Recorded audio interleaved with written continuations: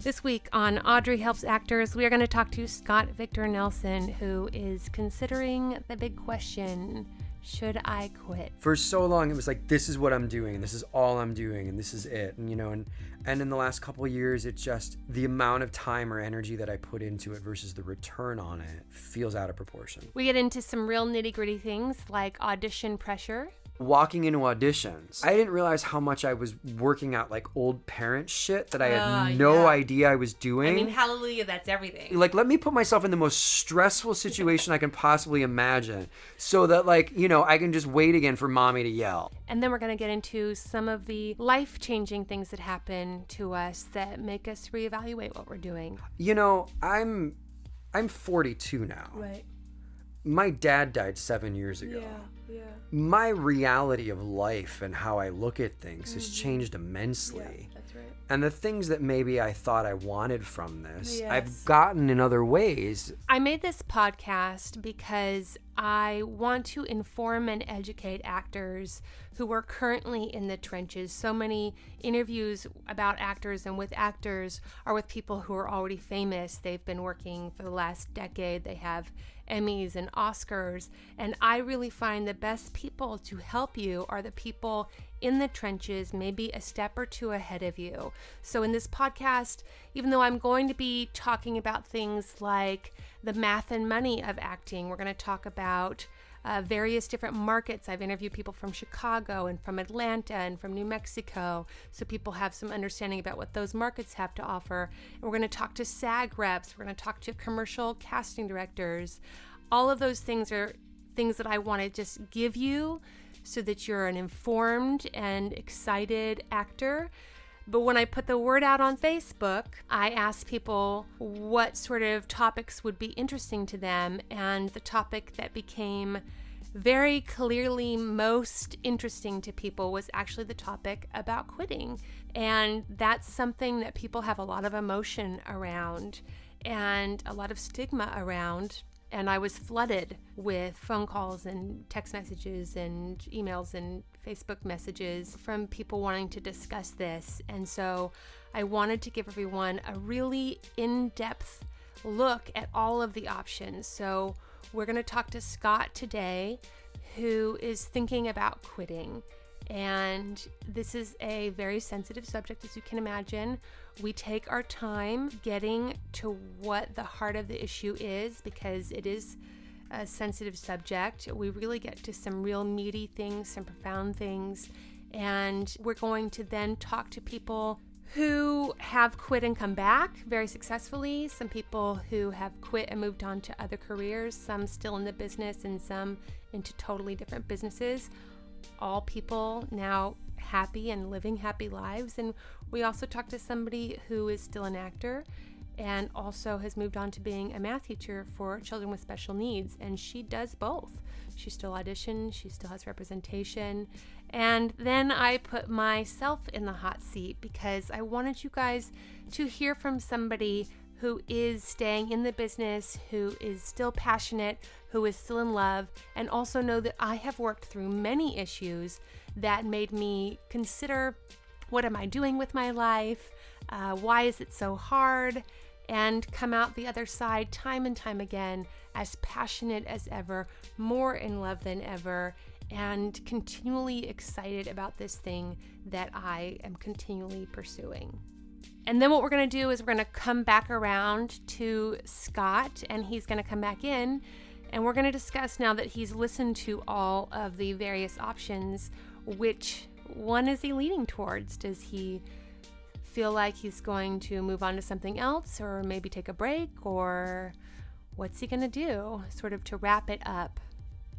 I hope that even if this podcast seems a little bit daunting to you, that you will listen all the way through and that you will listen to the other speakers as well, because it's my intention that no matter where you go in this direction, whether you do decide to move on to something else or you decide to stay in acting, that you end this multi-week series. Guess what? It's multi-week.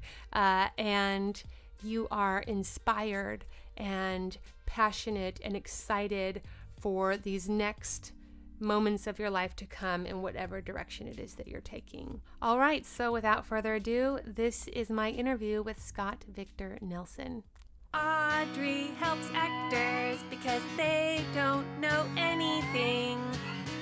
Video games on virtual reality must be just not just video games, best thing ever. Everything. All of it. Wait till he's gonna put you in some stuff. You'll Okay. see. It'll be Awesome. really mind blowing. Okay. All right. So I'm Audrey Moore, and this is. I'm Scott Victor Nelson. And this is part 1 of a series that I'm doing called Acting. When is it time to quit? So let's talk about where we know each other. We know each other from. We did a play called Boise, USA. That's right. Probably God, years ago. So many years ago. Where we played husband and wife. That's true. I know. And before that, we even actually met. You were my yoga teacher. That's true. That is true. That's true. Where was that? Crunch? No, it was on the one Anthony's yoga studio. Oh, City Yoga. Yeah, City That's Yoga. right. Yeah. Uh-huh. That's and my listeners are really going to get the impression that I do a lot of yoga, which is really funny.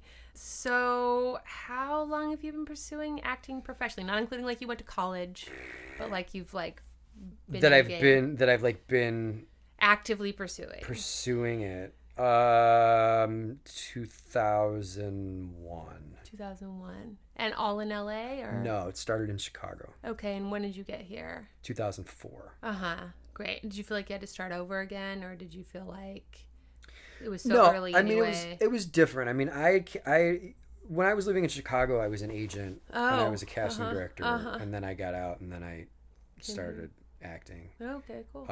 And I had done a conservatory with Steppenwolf, and then had done a lot of theater. Like the 3 years I was in Chicago, I did a bunch of theater. Yeah.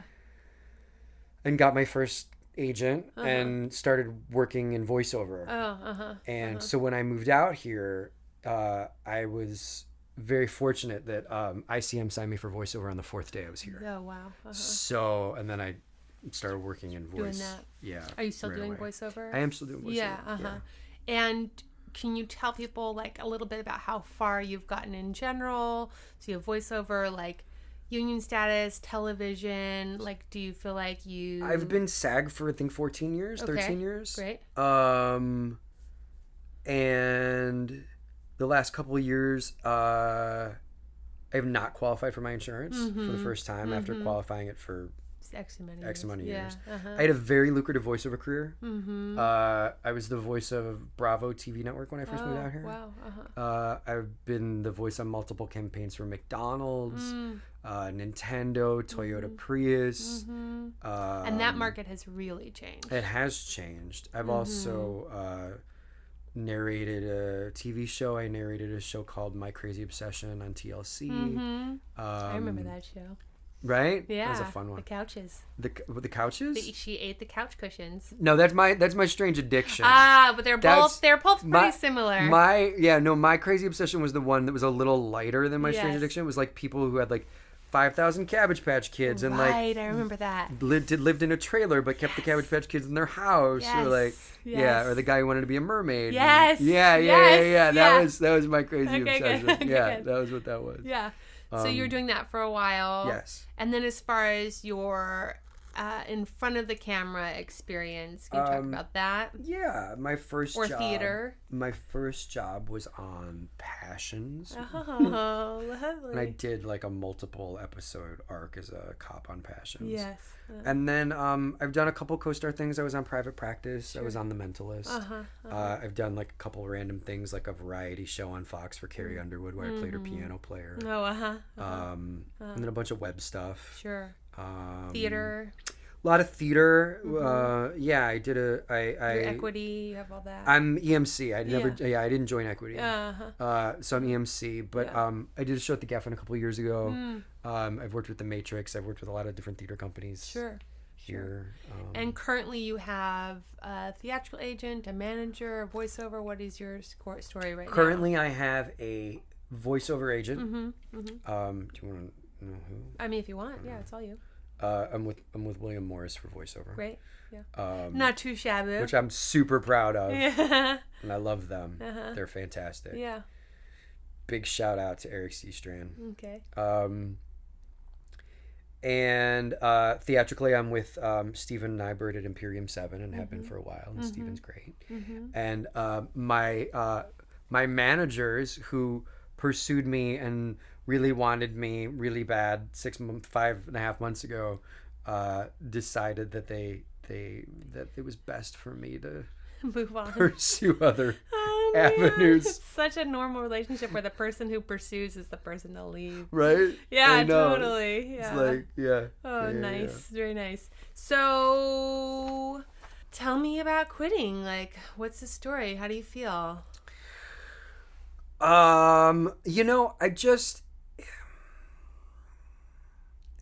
just want to keep my options open for other things. Yeah. For so long, it was like, this is what I'm doing. Yeah. This is all I'm doing. And this is it. And, and I made a great living at it. It was fantastic. I made a lot of money doing it. It was awesome. And in the last couple of years, it's been like the amount of time or energy that I put into it versus the return on it feels out of proportion. And do you feel that is maybe a slump, or you don't care, or what?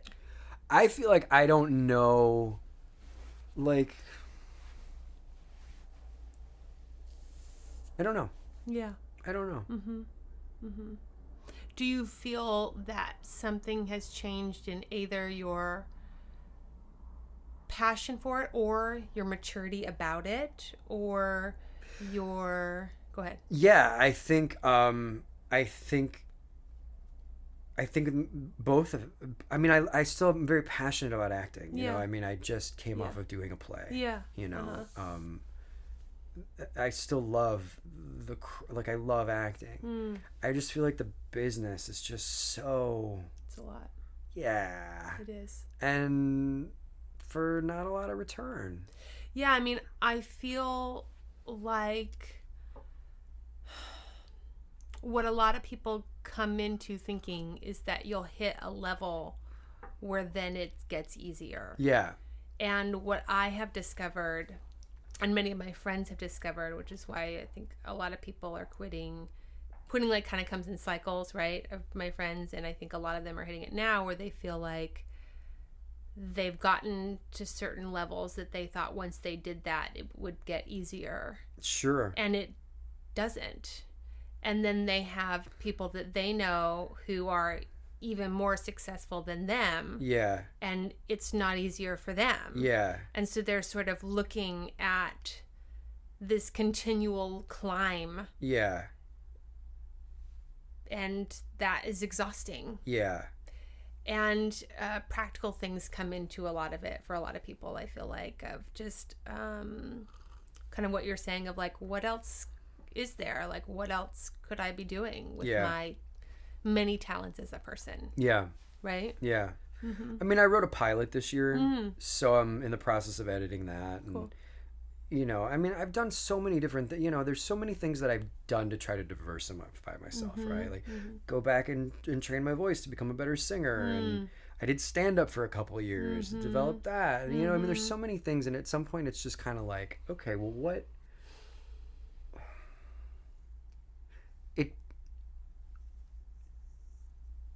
what else is there? Yeah.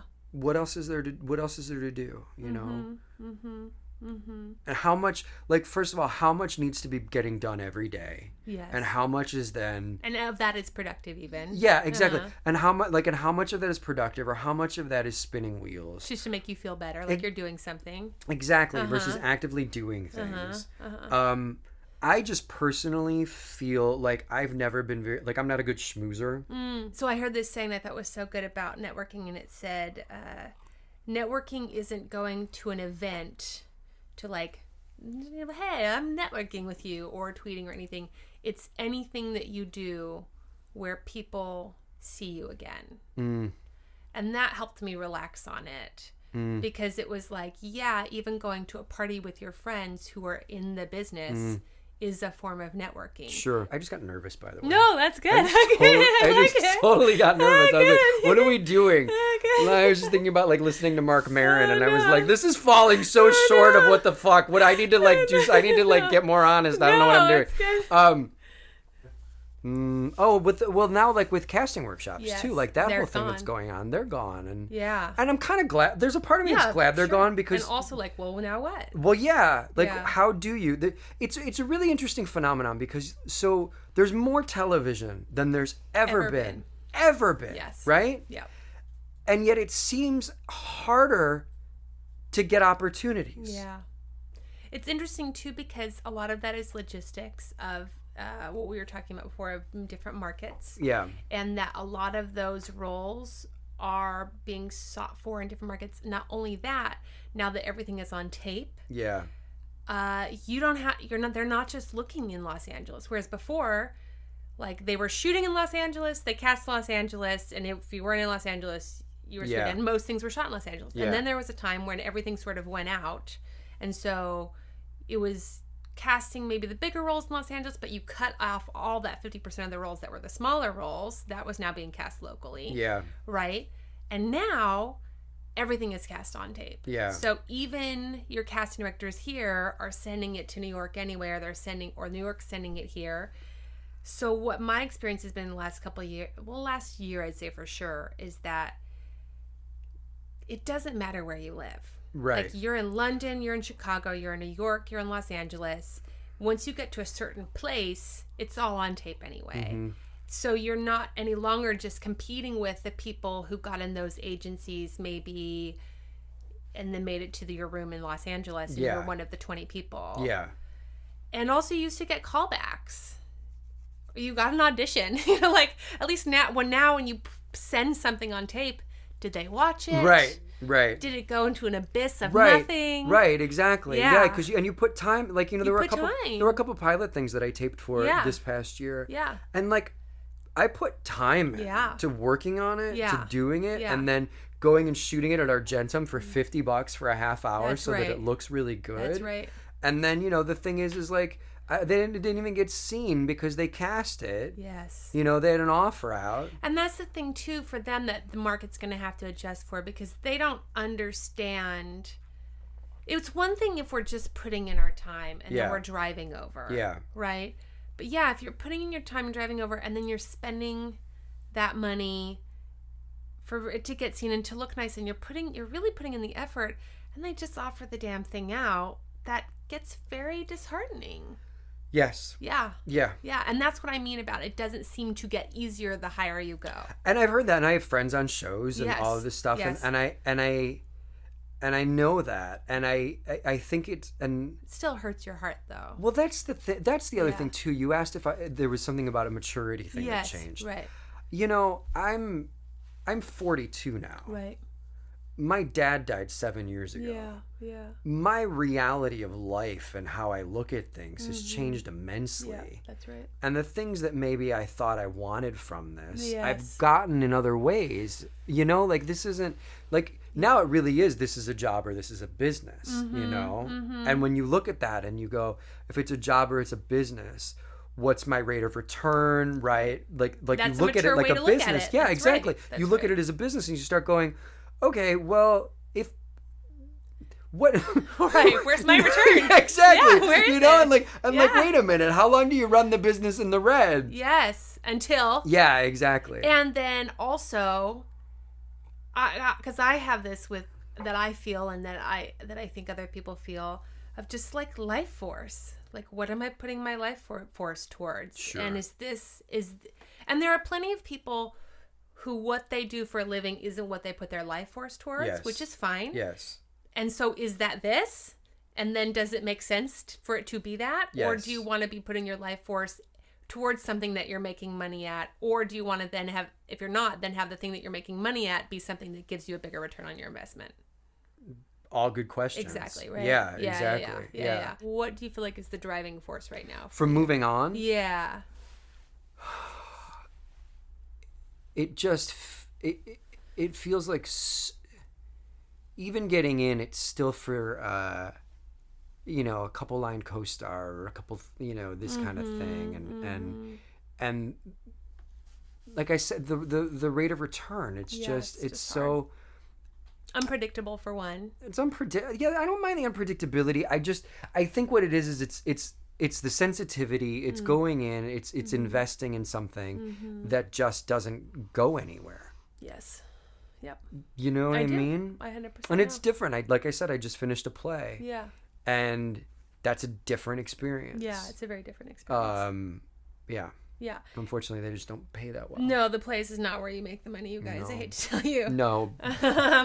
So, what, two-parter. Yes. What, is there anything that scares you about quitting and or scares you about staying? Well, the thing that scares me about quitting is that you always hear those stories about people that like are ready to quit and then something happens. Oh, that's so many stories. So many stories, Yeah, right? Right.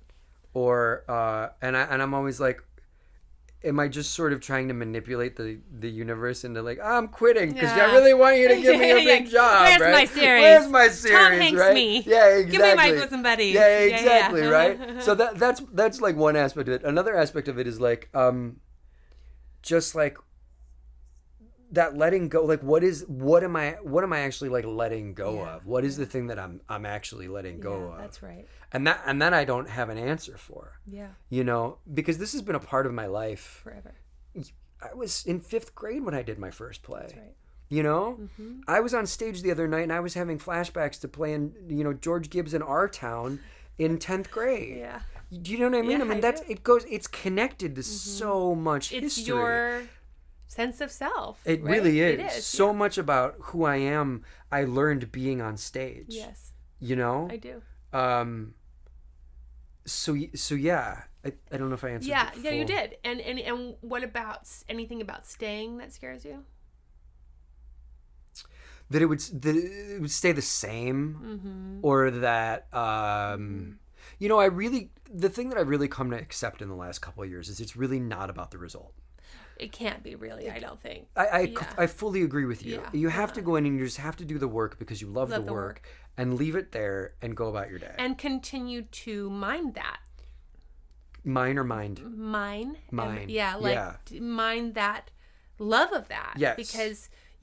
Because most of what you're going to invest in, you won't get a return on. Right. You have the statistic is 1 in 20 is good. Like if right. you're booking one job out of 20, you're doing really well. You're doing fantastic. And that's the standard that I know that if you are not a working actor yet, maybe blows your mind. Or if you're in this stage of your career where you're getting an audition every week or two, that is painful because how can you do 1 in 20 if you can't even get 20? Well, that's what it really comes down to. Luckily with voiceover, there's a Right. little more volume to it. Right. But with on-camera stuff, it's like, I think I had 5 on-camera auditions in the last 5 months. Yeah. Yeah, and that is uncommon. And then you put your love and your heart into it. Right.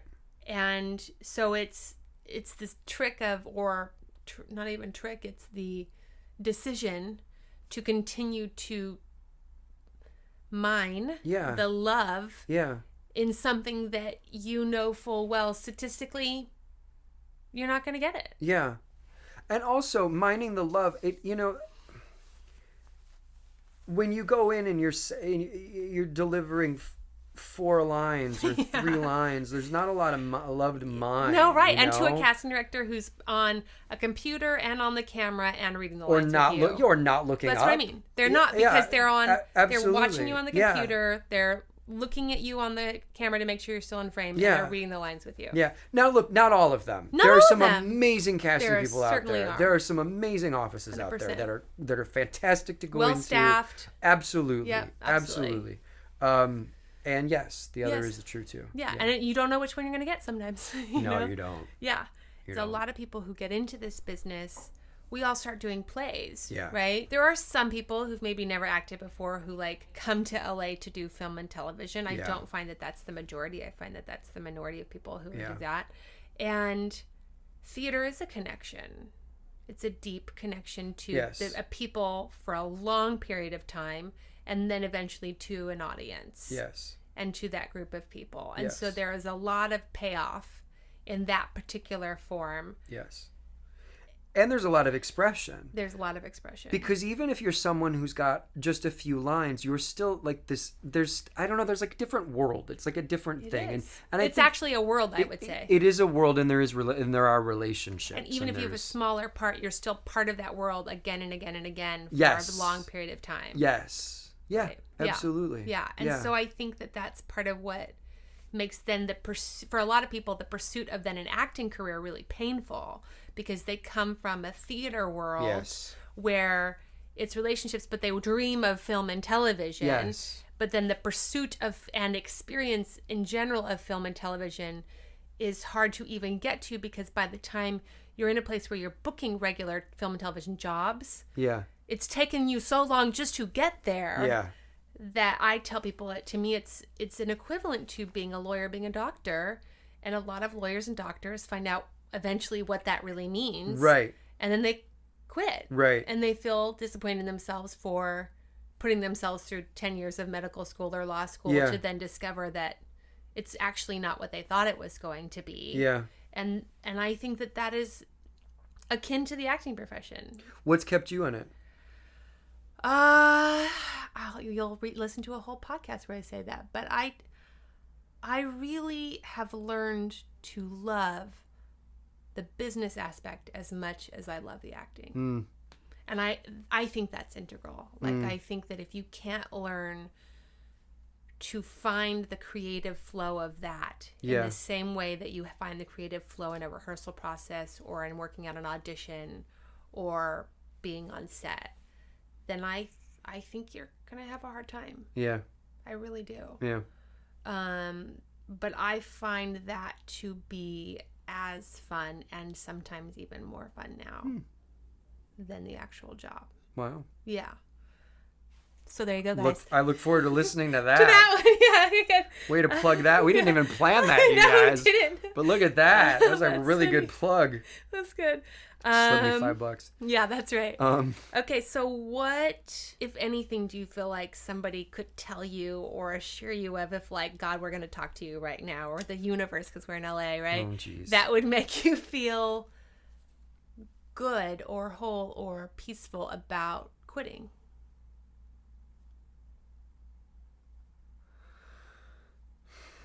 This is like a bad actor studio question. If God has a voice, what do you imagine him saying to you? You were good. You were really good. Yeah. We need you. We need you. Like in the past, I would have said that there's these very, very definitive things, like you shut the door on something, and then you don't do it again. Yeah.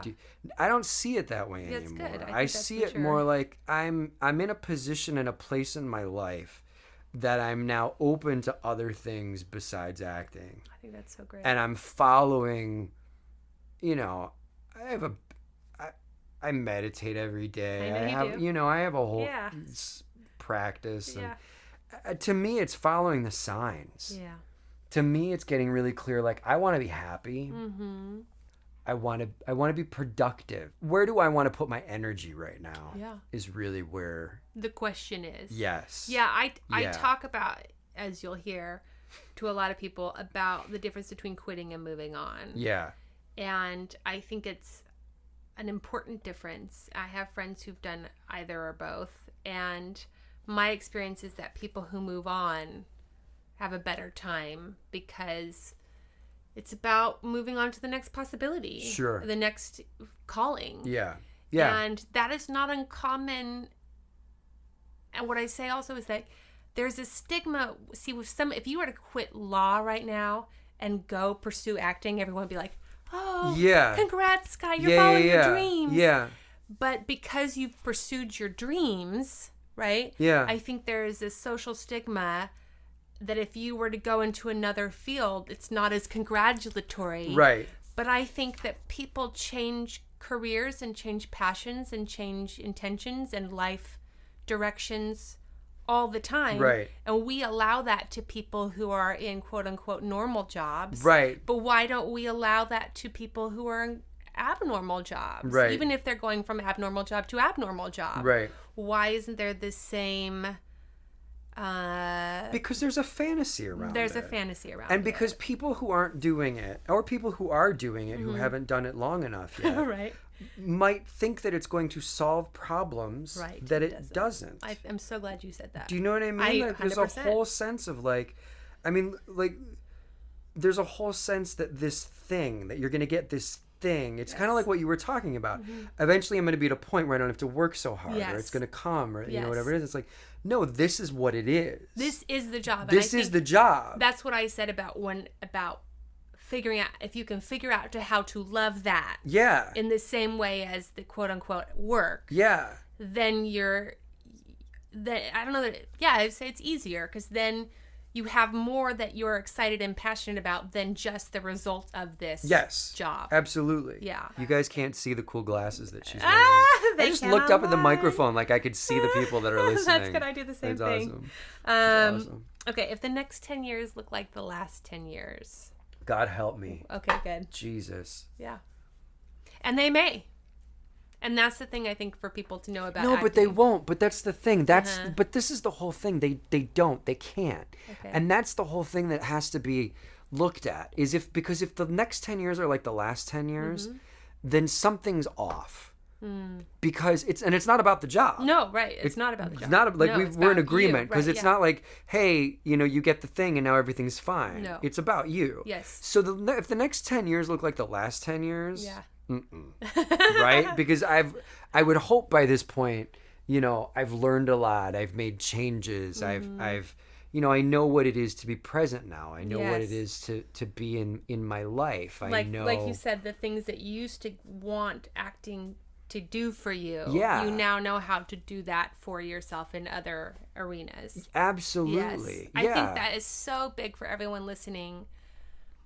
If people could really hear that, I think it's so important, because I think people are drawn to acting for a lot of reasons. And I think a lot of those are the healthiest, most beautiful reasons. Yes. And you get it from that for a long time. Yes. And then there's a time where you just grow up. You just have to trust me in that, and you learn that you can get those same things. I also think there's another side of it too. Okay. I didn't know walking into auditions, because I'm fine on stage, Sure, right? right, yeah. But walking into an audition with someone in a room, Yeah. I didn't realize how much I was working out like old parent shit that I had no idea I was doing. I mean, hallelujah, that's everything. So, right. But No, like it is. specifically, like, let me put myself in the most stressful situation I can possibly imagine, so that I can just wait again for mommy to yell. Yes. Yeah, no, I talked to a therapist who I just knew socially, and he said about actors, he said, you all realize that what you've all done is you all come from broken families where your parents didn't give you the attention you were looking for, so you signed up for a career that will permanently reject you for the rest of your life. And I thought, and it dawned on me, like, I thought everyone had like fucked up families, and I realized like, no, it's just because all of my friends are actors. Yes. And so I think that's normal. Yeah. That's right. And I feel like some of the handful of the actors and that are working didn't have that, and they're just like, I'm just gonna do this. Well, like, I say that to people a lot. That to me, a lot of the people who are the most successful are the people who kind of like acting. Yeah. They kind of like it. They don't love it. Yeah. It's not saving them. Yeah. It hasn't been their identity since they were 10. Yeah. It's not where they found themselves. It's not where they learned who they were. It's not where they worked out their emotional issues. Right. It's like, I kind of like that. That's fine. That seems cool. It seems funnish and fine. Yeah. And they've got nothing on it. Right. And they kill auditions because of that. Because they're not working out mommy abandoned me issues in their 3-line co-star. In their 3-line co-star, right? Yeah, they're not trying to get the love that they didn't get, which they'll never get in that situation, because it's a business situation. That's because you're not there for that. That's right. Listen, to all the listeners, just get into therapy or work it out, because it's a lot. It is a lot. And the thing is I'd been in therapy for years, and I still didn't know how deep it went. It's I had real. no idea how deep it went, because the thing is an audition is like it's a little pressure cooker. It is. So whatever is your like button. Whatever is that thing when you turn the heat up on yourself, right? Whatever is your go-to to get away, that shit's gonna come up while you're sitting there. And if you can't let someone see that, yes. or if you can't work through that to then do the work, that's what it becomes about. Yes. And then you're screwed because then as an actor, it's not fun anyway. Yeah. Because I'm not even getting to go in and act. No, you're not. You're just dealing with your shit. I'm just dealing with my shit, which is in a 30-second pressure cooker situation. Yeah, exactly. And then you wonder why casting directors think actors are too much. Right. Totally. They know why, because they see us right. at our most crazy selves. Absolutely. That's right. Absolutely. That's right. Okay, so what would you say percentage-wise is your feeling right now about quitting? Are you like 60-40 quitting? Are you like 70-30 staying? Like, what is your... Oh, God, I don't know. Yeah. I mean, enough that I answered your ad and I'm sitting here talking about it. I would say we're going at least 52. Do you know what I mean? Yeah, that's I'm sitting here going, well, I'm having the conversation, so I guess I'm a little more willing about it than I was even a month ago. But I also think the fact that you do have a feeling of openness versus a feeling of like, fuck you, is part of that too. Like you're feeling open to what else is possible, rather than like a jaded fuck you to like what is. No, that can't. I mean, that's... A lot of people do though. Yeah. Well, I hope those people get into therapy too, because that's the same thing. That really is the same thing. Yeah, that's because Yeah. Look, the thing is as actors, because again, we're talking about the business and we're talking about acting. Yes, I think they're two different things. That's right. You and I could pick up a play right now and read it, and it would be a fantastic experience. I'm in a class once a week. Yeah. I still, like, this is the thing, the craft of stuff. I still meet with people once a week to work on stuff. I'm working on a play from Mike Bartlett called Cock that is so fantastic. And I just started working on Pinter again. And like the things that mean something to me. Yeah. The things where I explore something or I learn something. But I don't have to be in... I don't have to be pursuing something else to do that. No, that's right. You don't. And that's what I'm looking at now. That's right. Yeah. That's what I'm looking at. I think that's so great. I have a friend whose mom, I asked her one time, I said, because she was an actor. Yeah. This is when I thought like acting saved lives, you guys. Like I was like so intense.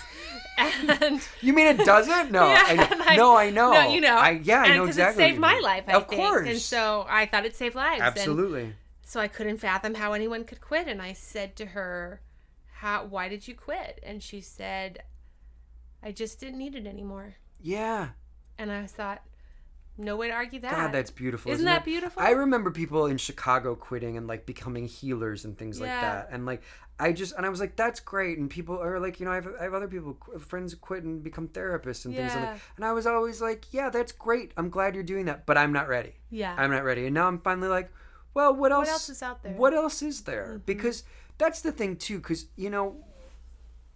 what makes an actor, I think, a really great actor is life experience. Yes. And if you're not open to certain life experience, you're not open to life, then what are you doing? You're screwed as an artist anyway. Yeah, that's right. I also think, I really did, as much as if I really just wanted to act, I would have stayed in Chicago and kept doing theater. Right. You wanted the more. I wanted the more. Yeah. And I wanted the money and the things that went with that. And I wanted all of that. Yeah. And I had some of it. Yeah. I really did. Yeah. I had some of it, And it didn't, and I was crazier then than... I know. Well, talk about lighting up your childhood issues, right? Because all of a sudden... Yeah. And not present. Because everything was about, I'm going to get to this, and I'm going to get to that. And maintaining, and beating, and... I knew that when I was in my 80s, I would be in the motion picture hospital home, where that home for the actors? Yes. Like, I already knew all of that. So my life was like... I think about that too. Right? So I'm ready for my Screen Actors Guild Old Folks Home. That's so funny. I know. And I was like, so that's where this is all going. So, like, it's all fine, blah, blah, blah. And I'm like, but wait, that's like so many years away. What are you doing today? What are you doing? And the things, and honestly, like, the things that I had to do to cope with it. Yeah. Yeah. Yoga. Well, but meditation. I wasn't just doing but the things the things that weren't necessarily the things that weren't totally the right. smoking the pot, non-yoga, the non-yoga non-meditation stuff, yes. all of those things, Yes. all of the coping skills Yeah. that we use, because the thing is you can't go through this and not be affected. Yeah, I had a guy who had moved here maybe a year or two ago who I met at a film festival, and he figured out rather quickly that I might know what I'm talking about, and he was pinned, I think, for a show he was excited about. Yeah. And he said to me something like, how do the actors here deal with the not knowing? How do you deal with the continual not knowing? Yeah. Because I had said to him, you don't just get, there's the pinned, and then you get cast, but you may still get written out, or the part might get cut, or you might get fired. Yeah. And then you shoot it, but the part might get cut. Yeah. And so it's like you can't get happy about something until it's on the air. Yeah. And it's done, and you have footage that you're excited about, Yeah. right? And he said, how does everyone deal with that? And I said, a lot of people do yoga, and a lot of spirituality. You find a lot of people clinging to spirituality, and a lot of and the other things, and drinking, and drugs, and a lot of drugs, and a lot of bad relationships. I was gonna say bad relationships. Yep. A lot of bad jobs. Yeah. All sorts of things for coping. And then there's a turn when people start letting go of that and maybe taking seemingly healthier choices. Yeah. And then they get really into meditation fellowships and all that, because it's like anything to provide relief for the feeling of uneasiness of not being in control of your life. Yeah. Yeah. Yeah. And I mean, there's a certain level. I mean, uncertainty is just a fact of life. Right. But yes. But when you're an actor and you start pursuing it, you don't know the degree to which that heightens that experience. Yes. That's true too. Right. Yeah. And I think that is shocking to people. Yeah. As it would be. Yeah. I think what you said early on is probably one of the biggest things, which is the fact that it never gets any easier. Yes. It never, this is what it is. And I just want to say to the listeners who may think that like Scott and I, like we're just jaded, or like we don't know, or it really does, like please hold on to that dream for as long as you can. But I'll just say for us, if I can speak for us, that we have many friends who are wildly successful. Very. And I knew them before they were wildly successful. I knew them as they became wildly successful, and I know them now as they are wildly successful. And I can just say to you, listeners, that it hasn't solved anything for anyone. It's so huge that you're saying that, because I had no idea how much I wanted it to solve. I had no idea. Yeah. I really don't think I had a clear idea until my dad died. Right, well, because really you come in with all these issues that acting is solving, and it really is. It's fantastic therapy. It's therapy, works stuff out. It opens you up, it opens your heart, it gives you validation, it really is all those things. It makes you feel seen and heard. I also think it's very American to feel like you will accomplish something, and in accomplishing that thing, you will be better than people, and you will be solved. And I just wanted to be in people's 50 most beautiful people. Yeah, like that. I was like that was like the whole thing. I was if like, I could do if that, I could just be, then you'd be valuable as a person. Or I look at, like, I always wanted to be in a soap opera. Right? Yeah. It's like I always wanted to be in a soap opera, and it's like, well, of course I want to be in a soap opera. My mom watched those things every damn day. Yes, I know. God, or like, of course I wanted to be on TV. That's so simple. My dad sat there and stared at the TV every night. Yes. So of course there's that. Yes, of course. Yeah. Yeah. So we're going to get to 5 questions I ask everyone. What's the hardest thing about the business for you? The self-promotion and the marketing.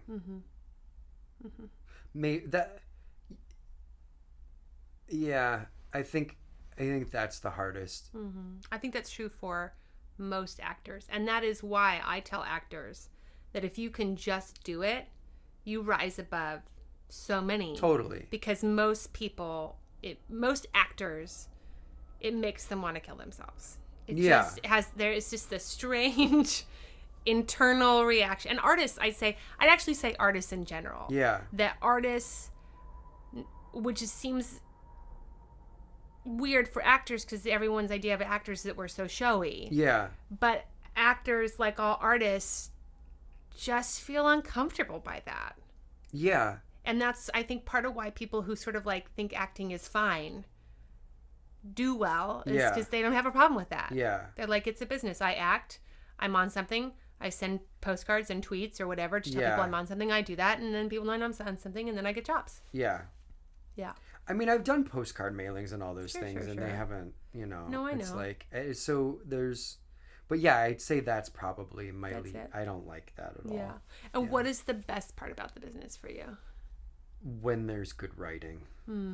That is so good. When there's good writing. God help us, right? Please, right? When you feel like the best actor that ever existed when you get good writing? Oh my God, there was a pilot this year that I put myself on tape for that was the guys that like wrote Mission Impossible and Alias, and it was called Salamander, and but the writing, like I sat there reading it, and I was just like, when someone can write moments that when you're reading it, you're paying attention, your mind's not wandering, and you're not going, well, they skipped this or they didn't do this or blah blah, and it just works. Yes. There's nothing better because it fully occupies you. The collaboration of it all comes together. Yeah, I agree. I mean, as an actor, being able to speak someone's like good Great word, work. That's the best. That is the best. That's the best. And just also for people who are like getting into it,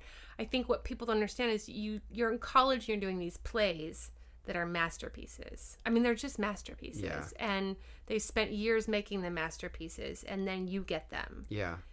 And then that's not true in Hollywood all the time. Yeah. There's some writing that is really hard, and there are some auditions that are really hard because the writing is hard, and then there's some that's really magical. Yeah. And the world's also I mean, it's all just changed so much. Why did you choose acting? Why acting? I didn't choose acting. Acting chose me. No, I'll tell you exactly why. Okay. 5th grade. So I was younger than everyone when I went to school. I started kindergarten when I was 4. Okay. And I never felt like people ever paid attention to me. And I did a play in 5th grade called A Woodland Creature's Christmas. And I played Spicky Sparrow, which is probably like, I didn't even know at the time, but it's probably like a horribly like offensive thing. Yes, but you I'm know, sure, I didn't, right. I know, I was like, I just thought it was a cute funny. name for the I didn't sparrow. think And then about like that. later on, Yeah, I when was you like, just said I that, know. And then that's later funny. on I said it and someone was like, I was like, oh wow, I didn't even think of that. I was like, wow. Oh shit. But so I was playing that role, and I remember I was standing up in front of people. Yeah. And I was talking. Yeah. And people were quiet. And they were listening. And they were paying attention. And I was like, wow. Yeah. There's some sort of power in this. And then I went on and I, did it in high school, and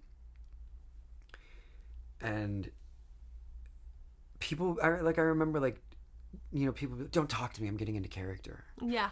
Yeah. And all these like different personalities and things, and I'd be like, what does it mean you're getting into character? Like I just go on stage and like say the lines, like try to imagine them, and it was fun. It was fun to be on stage. So I think there was an element of being seen and heard, people being quiet and paying attention. Yeah. I know. Please, Mom and Dad. Yeah. And also, like, great writing. Like, I mean, I was exposed to Our Town when I was 14 years old. That monologue that Emily says when she comes back, I was just thinking about it today. I was walking down the street. I was like, do we ever notice everything? I mean, like, so to be exposed to that kind of writing was also just, that changed everything too, Yeah. Well, anytime you can get exposed to the best of something artistically, right? That's it. I did Noises Off in 11th grade. It's still one of my favorite theater experiences. It's the best thing that ever happened. happened. Oh my God, it's incredible. There's nothing better than the last Noises time we Off. did it, the last caster fell off the thing. We couldn't have turned the thing around again if we had to. It was one of those amazing theater experiences. You know what I mean? The magic of the theater. It always happens with Noises Off in particular and makes crazy. it so brilliant. It's so crazy. Yeah, it's so good. But I mean, I got to do all of that. Yeah. And that I'm so grateful for that. So grateful for that.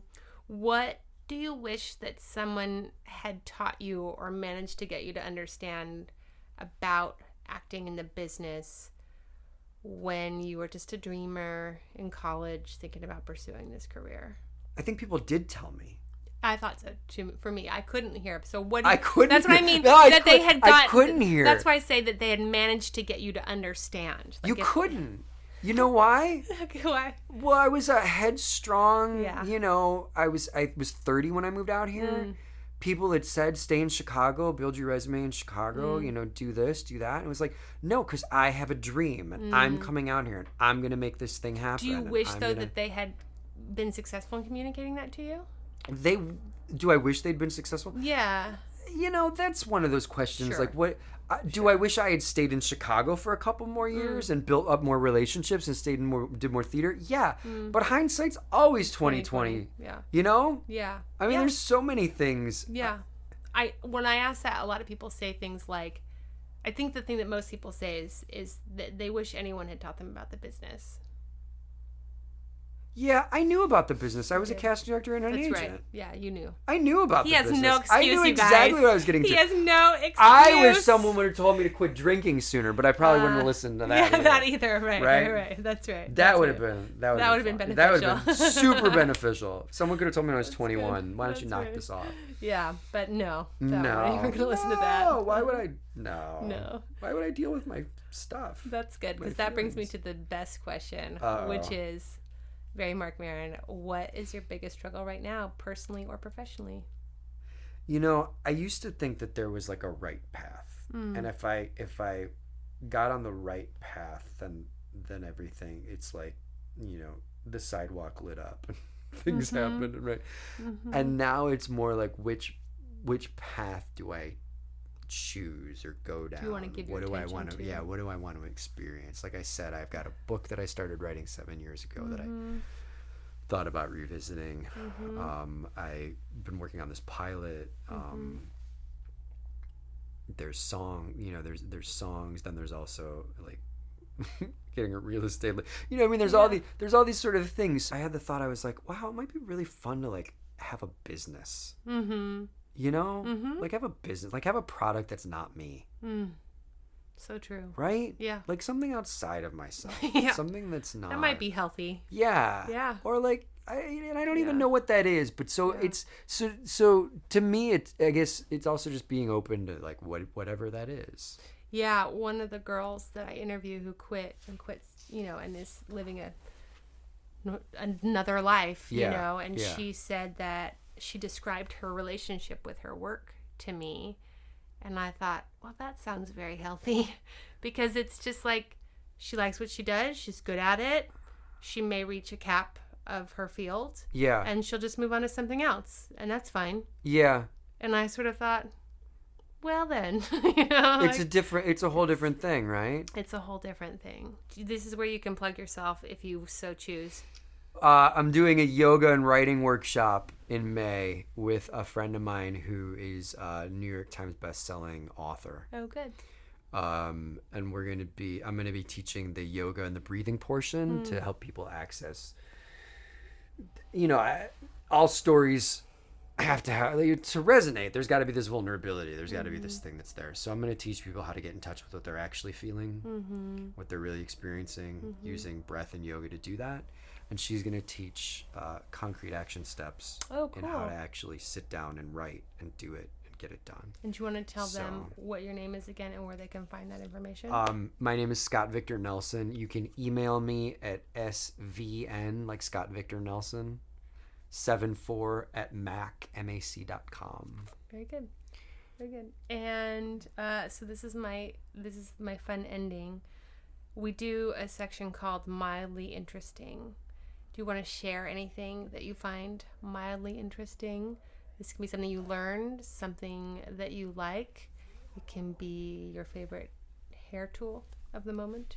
My mom sent me this wire whisk. And previous to having this wire whisk, I have this concoction that I have to make from the Ayurvedic guy, right? And it's like almond milk and herbs and coconut oil and all this stuff. And prior to having this wire whisk, I would always just put it in and like stir it up, right? And now I have this wire whisk. And this wire whisk really blends everything together. It really changes the world. One whisk to solve them all. I really love the whisk. And if I'm going to go there, then I got to go to my NutriBullet too, because that thing's pretty... The NutriBullet is pretty epic. It's pretty outstanding, right? Mildly interesting. How about you? What are you finding mildly interesting these days? Acupuncture I'm finding to be more than mildly interesting, but to be fantastic. I've been doing... I did acupuncture in college and was very receptive to it. Yeah. But acupuncture right now, the cupping and the whole burning incense on my back and all of it I find to be otherworldly. And that a massage, I like massages, but I also don't like them to be hard and painful. Yeah. But the acupuncture is... I don't know, for me, sometimes when it's a little weirder, it's easier for me in a weird way. I had one more thought. Yeah. One of the things I was thinking about quitting that is also the people that I know that are working, how it would feel to not be doing it anymore when they're doing it. Not even necessarily what I think about that, but what they might think about it. Oh, interesting. I have a really important question that I asked a friend of mine, who is the girl that we talked to about quitting and coming back. Yeah.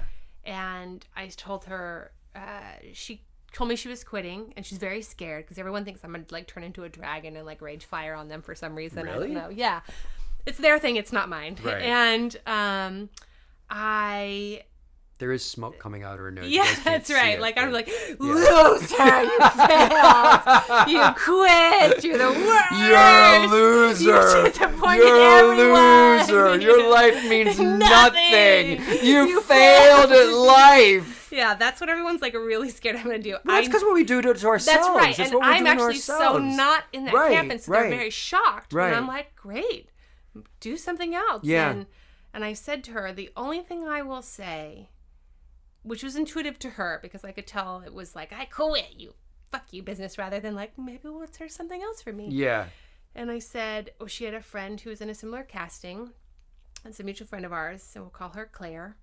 And I said, if you move, and 5 years from now, Claire is accepting her Emmy for her leading role on the new CBS Chuck Lorre sitcom, you be okay with that?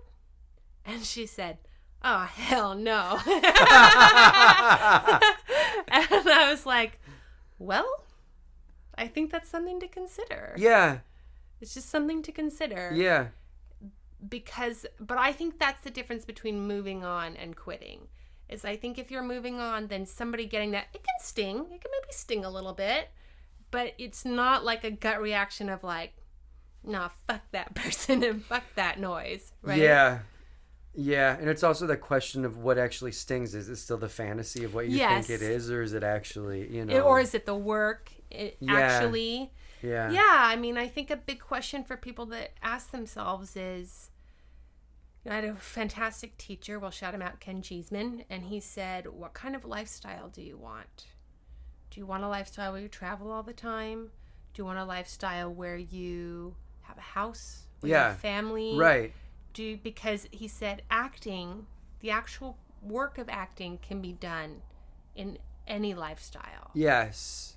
So that's so well said. So well said. Yeah. And I didn't have the maturity to receive it at the time, but it was stuck with me, and I knew it to be true. And he said, so what kind of lifestyle do you want? And then fit acting into that. But there's no way you can tell that to a 20-year-old because we don't even know what a lifestyle really means yet. You can't even tell it to a 30-year-old. Right. I'd like to make some money. I'd like to have, I'd like to have a couple kids. I'd like to have a house. I'd like to go to Europe for a month, Yeah. you know, like those kind of things. Yeah, like, it's those nice. kind of things. Yeah. And then when you're in your 20s, it's easy to put them off, to think that, like, well, they're coming. And then when you're like, they're not coming. So unless I decide to make them happen. Yeah. That it's not something that comes to you magically out of thin air. It's something that you create. But do you think that anyone can create it? What I have experienced about most actors that are my friends who come to me and asking me for help is what my teacher used to say, which is the work of the actor is the work on the self. And so whatever is the reason that you're not pushing through to the next place is not about logistics. It's about you. And there are legitimate things. There are trends. There are things like that. If you were trying to be an actor during the writer's strike and the economy collapse, like that was going to be a hard time for you. But I'd say, given a window that is reasonable, a window of time that is reasonable, that allows for those sort of trends or external circumstances to be notwithstanding, I do feel that way. That doesn't mean that solves anything for that person, though. Do you have friends that have done all the things that you would think they need to do, though, and that they're still not working and they're taking all the actions? I have zero friends that do all the things that I think that they need to do. Yeah, I just don't. And the friends that I think do all the things that I think they need to do, they're working. Really? Yeah. And what are the things you think that everybody should be doing who wants to work? I think that's very independent to the person. Yeah. The girl that quit and came back that I interviewed, she had a skin problem, a really bad skin problem. And she talks about how it took her 7 years to get an agent. And it did not have to take her 7 years. Yeah. And she would say to me, because she would get meetings, she had great headshots that were retouched, and she would say to me, Audrey, why? She's like, I just wish that if it was my skin, they would just tell me it was my skin. And I said, it's your skin. And she was like, yeah. But she had a real emotional thing about that. Yeah. And it took a long time for her to get over that and for her to just fucking fix it. Yeah. And once she fixed it, agents, jobs, and she's not like famous, but she's working. She's quitting her regular job now. Like, things have really come into line for her. And that is one of a few things that she has done that I thought were blocks in her way. And that, in combination with a few things, she was able to remove. And that's part of why I'm doing this show, is because I feel that so many people are just out to take your fucking money for actors, and they're not qualified. And the ones that are and do know what they're talking about are so booked up. I mean, getting an appointment with them is really hard. It costs $1 bajillion. And that makes me sad. Like who? Who are you thinking of when you say that? Who are like that? I mean, Amy Linden is fantastic. She's a career coach. And she's booked up a lot. I mean, you can get in with her, but you're not going to get in with her tomorrow. And she also probably charges. She charges. I think it's reasonable. I think it's like $100 for an hour, which is standard. Yeah. But, there are lots of stories out there that deserve to be told from people who don't have $100 to spend. Yeah. But Amy's time is valuable. Yeah. Because she knows what the fuck she's talking about. And so she's not going to sit there and do it for free. Yeah. And so that's really hard. And I feel that so many artists, actors, writers, all of them are really struggling to find a way to make it go. How do I make it go? Yeah. But I think the reasons that I can see from the people I know and love so clearly, that is such an independent thing. And for me personally, I have hit several walls, and I've had to figure out, what is that wall right now, and what do I need to do? Yeah. And sometimes that was a therapy-related thing, and sometimes that was an action-related thing, and sometimes it was an inaction-related thing. And different things at different points in my career and in my life. But that all being said, I do think that doesn't mean that then acting is the thing for people. Because there are plenty of people, by the way, who are working a lot who also want to quit, right? Mm-hmm. Yeah, it really, I think it does come down to like, how do you want to spend your day?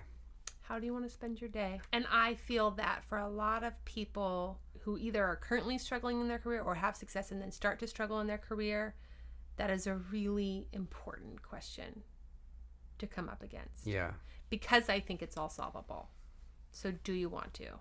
Is it worth it? And I think that's what I'm coming up against. Yes. If I'm really honest, yeah, that's what I'm coming up against. Is I don't know if I want to anymore. Of course. And that's fine. Yeah. And like if somebody was a teacher and then was 42 and was like, maybe I don't want to be a teacher anymore, we would be like, oh, you don't want to be a teacher anymore. What are you going to go do? You're going to go pursue your other dream? Live your other dream. Yeah. But if you were a musician or you were an actor or you were a writer, you were a director and you hit 42 or 28 or whatever age you wanted to hit and you said, you know what? I don't think I want to do this anymore. There's a stigma of like, whoa, so you're giving up. 2% of our union is actually making, is it 3% now? Of SAG-AFTRA makes enough to make a living. Yeah, I mean, just so you guys know about those numbers. Yeah, so that means 97% of people who have their union card. That doesn't even include non-union actors. That's how competitive it is. Yeah. That's hard. Yeah. What a good note to end on, you guys. So we're going to do this thing where you will listen to your own self speak, which will be really exciting for you. Oh, geez. And then you're going to listen to, we have one where a girl talks about quitting and coming back. Yeah. One where a girl is now a part-time actress and has a whole other career and she does it all. And then we have 2 people who quit and moved on successfully, and then you'll hear mine, and then we will have you back. And then I'll come back and we'll do this again. We're all very excited. That's awesome. No, I love that you're bringing me back. I love that there's like a bookend to this thing. That's actually really cool. Oh, good. I'm glad you think so. We got the Scott approval, you guys. Yeah, I like it. All right. Well, thank you very much for coming and doing this. Thank you for having me, and thank you for the tea. Oh, of course. You got it. Next time on Audrey Helps Actors, we're going to talk to Rochelle, who has moved on from acting to become a grief counselor. She discusses her moment of blow up in an audition room. And so I went to this audition and I sat in front of this desk and they were slating me and they were like, okay, so you're going to open the desk drawer and you're going to imagine that the light chocolate bar is going to, like, it's so light that it's flying out of this desk drawer. Yes. And I did it, and the first time he's like, actually, could you do it with a little bit more like brevity, a little more lightness? And I remember just like the tears actually starting to stream down my face.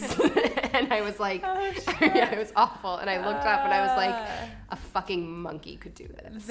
And they were like, excuse me? And what I thought was a very profound way to look at whether or not you want to still be acting. If I had a list of 10 things that were like, these are the 10 things I want to experience while being in a body, alive human, and one of them is being an actor, and here are the other 9, but in order to be an actor, you have to give up the other 9. Or you could have the other 9 and give up being an actor. It's suddenly, for me in that moment, was incredibly clear. And then we're going to talk to my really beautiful spirit and friend, Carrie, who has expanded her life from being just an actress and a musician to also now being a math teacher for children with special needs. And she discusses her decision to continue to act, even though she's also doing this very full-time gig of being a teacher. In my opinion, don't stop. Like, if you're an actress at heart, please continue to perform. Please continue performing. Please don't ever stop what it is that fires you up, as long as it still fires you up. And don't let it stop firing you up just because you're not making money at it. The show is produced and edited by Jesse Lumen. He is a writer, director, producer, and virtual reality genius and wizard. If you are creating a current virtual reality experience, please look him up and get in contact with him because he is on it. Special thanks today to Scott Victor Nelson. He's going to be back in a few weeks after he has listened to all the interviews at the same time that you all have. Also, special thanks to Thomas Snodgrass for the mic assistance and providing us with an extra mic here and there. And special thanks to Aalok Mehta for all of his help and work on the theme song. Music this week by Ari De Niro. And lastly, and most importantly, don't forget your towel.